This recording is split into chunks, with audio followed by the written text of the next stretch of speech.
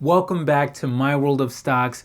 In today's video, we're going to be taking a look at a stock that has been highly requested in the comment section for a pretty long time now, and that is of course National Beverage. Ticker symbol is Fizz, F-I-Z-Z. So in today's video, we'll take a look at the company, we'll take a look at their business and their performance, the market that they operate in, and what some of their competitors look like.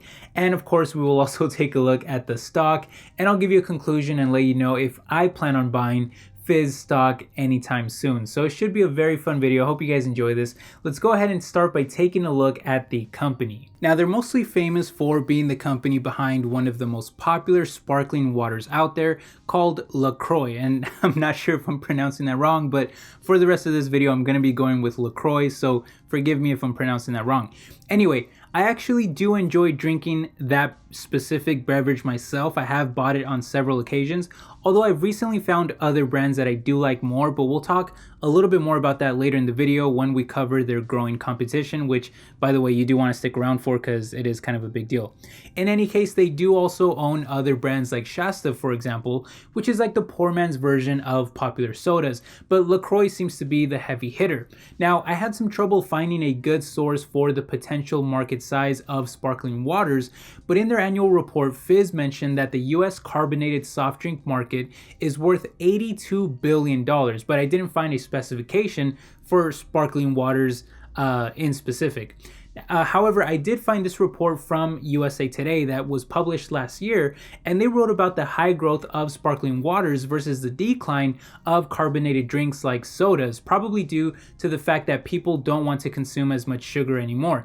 In fact, bottled water recently overtook carbonated drinks for the first time in history in 2016. That's a clear sign that people are becoming more health conscious. And while carbonated soft drinks saw 13 consecutive declines into 2017, sparkling waters in specific have actually grown by very high rates. They say that the last full year of data was in 2016, but it showed growth from just $2.6 billion in 2011 to over $6 billion in 2016, and that was expected to climb even more, topping $8.5 billion in 2017, which would actually be year-over-year growth of almost 40%. That is extremely high growth, and if it were to continue into this year, we might be looking at a market size of around $16 billion just in the United States alone.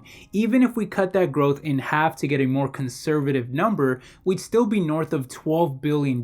Keep in mind that Fizz only brought in around $1 billion in sales in their last fiscal year, so there would technically be a lot of room to keep growing if competition didn't knock them off. But we'll talk about that in a second because, again, I do think that competition is a very serious concern. In any case, the overall growth in the market has led to high sales growth for National Beverage as well. Now, their sales used to be flat until they really hit their stride in 2015 and started growing by rates that almost reached 20% in fiscal 2018. However, things dramatically changed last year where they saw sales only climb by just 4%.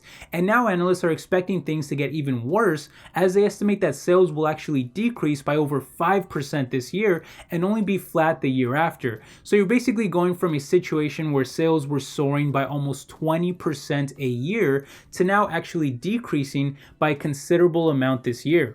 And all of this completely correlates with their stock price. If we look at the past decade, the stock eventually soared to as much as $125 a share before falling off a cliff, crashing by over 60% to now trading in just the $40 range and are so far down over 35% this year alone.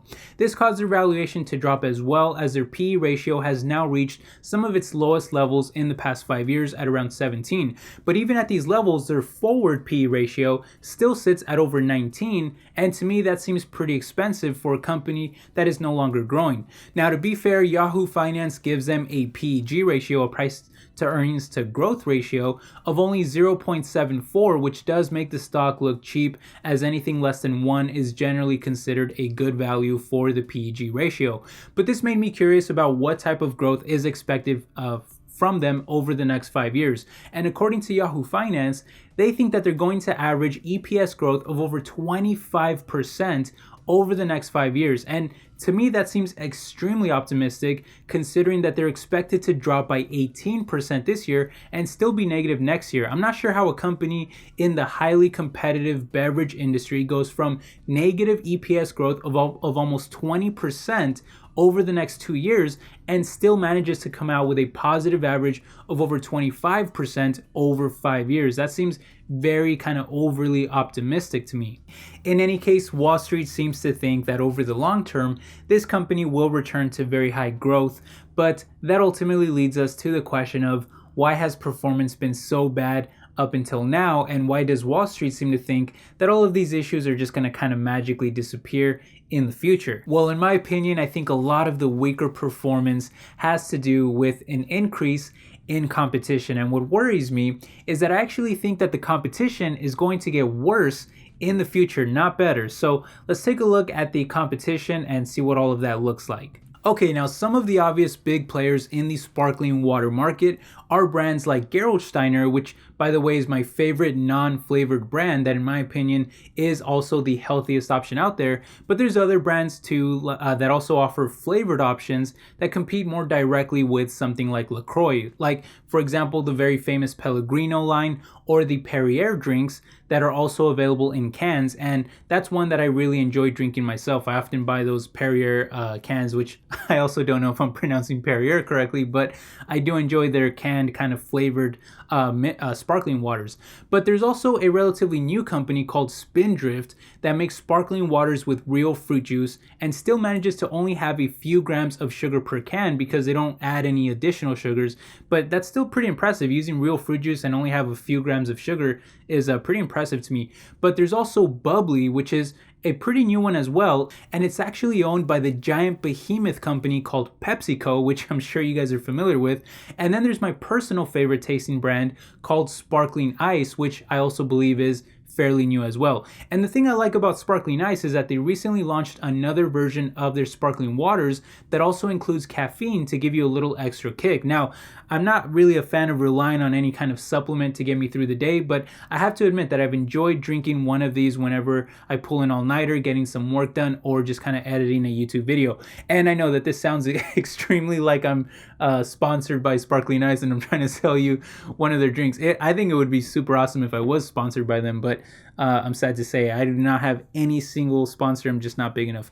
Needless to say, competition is running very high, and the scary thing is that National Beverage isn't a very big company to be throwing money around to compete in the market. In fact, their net income was only $140 million last year, and while I don't think it's fair to compare them to PepsiCo at this time, it's hard to ignore that they did over $12.5 billion in profits, meaning that they are much more well equipped to be taking risks and reinvesting in the business and on innovation. Again, I don't think that it's a fair comparison, but if you take a look at National Beverage's annual report, they actually list PepsiCo, Nestle, and the Coca-Cola Company as some of their biggest competitors, and note that their larger financial resources are a threat to their sales as they can afford to spend large amounts of money on marketing and advertisements. Now, as far as who is in the lead right now, I honestly couldn't find any source that listed the respective market shares, but when reading that annual report that I was referring to, I did come across this portion where National Beverage claimed that LaCroix is the nation's top-selling sparkling water. So if they're telling the truth, I guess that would mean that LaCroix may actually be the market leader ahead of these other giants. However, after doing some further research, I did find something that was a bit alarming. Given that online shopping is growing at an enormous pace, I figured that checking Amazon's bestsellers list was a good place to get an idea of how much the competition is challenging the dominance of LaCroix. So I went to the bestsellers list for sparkling water, where it shows you the top 100 products, and what's really strange is that I didn't see LaCroix listed anywhere in the top 10. In fact, the top 10 was led by their major competitors like PepsiCo's Bubbly, also Pellegrino, my favorite tasting in Sparkling Ice, and then the natural juice one called Spindrift, which I guess I should just mention the two that I have never tried is PepsiCo's Bubbly, and I have also never tried Spindrift.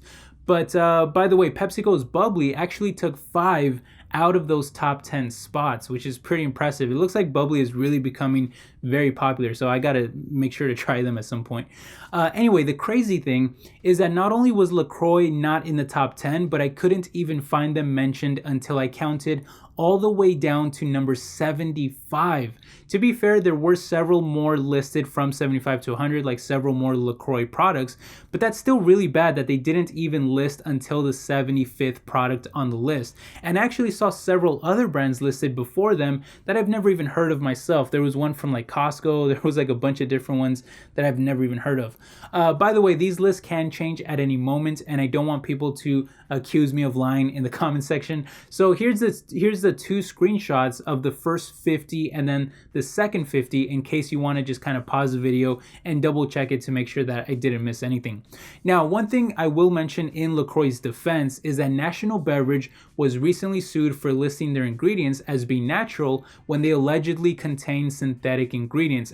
And I'm sure that this must have taken a toll on their recent sales, thus dropping them further down the list. Now, National Beverage claims that these allegations are false and has stated in their annual report that they don't think that these will have a negative impact on their business over the long term, but they've probably still been hurting their sales just because of the allegations and how that affects their brand's image to consumers, which they hinted at in their shareholder letter, stating that the negativity has changed the momentum of the brand.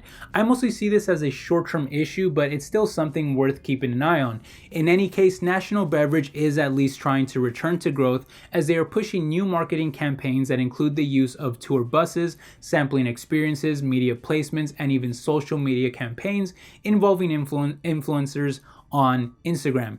They're also pushing into more international markets that could provide them with long-term growth, especially in Europe where mineral waters are extremely popular. And on top of all of that, they're even using some of their cash reserves to buy back the stock right now that has crashed to much lower levels.